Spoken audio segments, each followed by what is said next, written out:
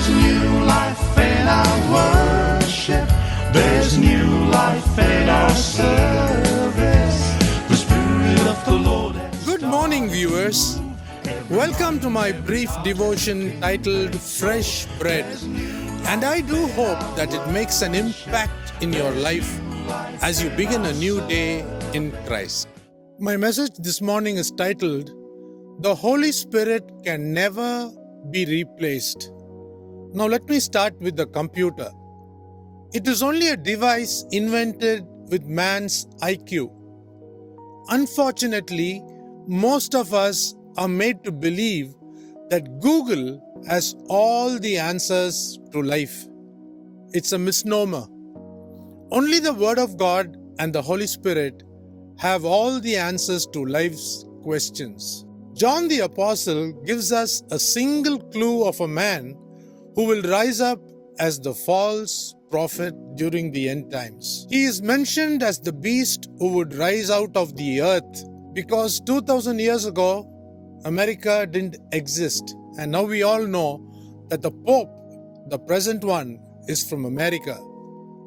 This false prophet will make the world worship the Antichrist, whose name will total to 666 according to Gematria.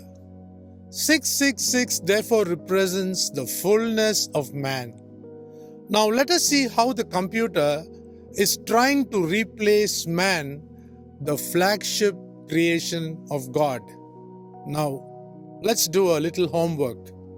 When applying Gematria in English, we have to replace the alphabet with numbers. Because man was created on the sixth day, we should multiply the alphabet with 6. So A becomes 6, B becomes 12, C becomes 18, and so forth.